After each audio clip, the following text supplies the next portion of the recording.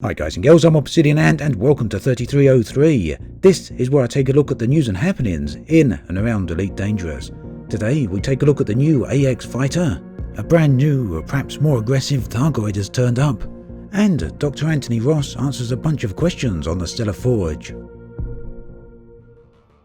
The brand new fighter, the AX Taipan, is now available within the game. Currently it's only to be found, as far as I can tell, in the Founders World, and unfortunately that does mean you require a permit to get there.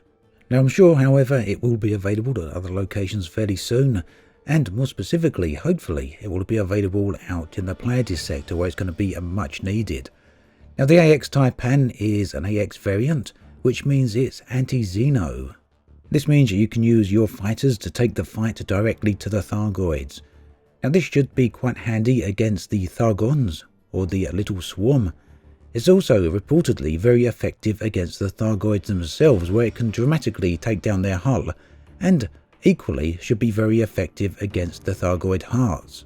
Now unfortunately I haven't had an opportunity to check this out for myself just yet, but I will be taking a look later today and will be able to bring you a video focusing on this tomorrow. Now there is another bit of information on the new AX Figther, and that is it's extremely effective against human ships. In fact, it's the most effective fighter in PvP out of them all. Now it's highly likely that this is a bug and might therefore be fixed over the coming days. However, in the meantime, it's highly effective in PvP, so you may want to try that out. What I found really interesting about the arrival of the AX Figther is that it's turned up without much fanfare, and it's also turned up without a community goal. Whether or not that this means a new phase in the Thargoid story, I guess we'll have to wait and see, but hopefully it means that things are going to start moving forward very soon. Speaking of which, a brand new type of Thargoid has shown up in the Electra system. This one is first spotted by Commander Factabulous. He also took a bunch of screenshots and you can see them right here. I'll also link below the forum thread where this is in active discussion. Now what happened is he was flying through Electra, the system near Maya in the Pleiades star cluster, and he came across a non-human signal source, threat level 6. Now for those of you that have been playing out that way and paying attention, you'll know that the Cyclops variant of the Thargoids appear in a signal source threat level 5, so this one seems to be much higher, and of course this is the highest threat level now in the game. Everything up till now has been a threat level 5. Inside, he found a brand new type of Thargoid. This one is a Basilisk Variant. Now, details are very sparse at the moment, but it seems very likely that this is both a highly aggressive type of Thargoid, as well as a much stronger than what we've seen so far.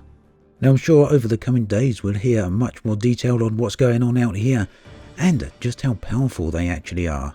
It's going to be very interesting to see the first few fights over that way. Last week saw the beginning of Frontier's new live streaming series Discovery Scanner, where they take a look into how Elite Dangerous has been made. Now the first live stream focused on Stellar Forge, and it featured Dr. Anthony Ross, one of the main guys behind the system's creation. Now this was an extremely technical live stream and went into a huge amount of detail on how Frontier created the Milky Way galaxy.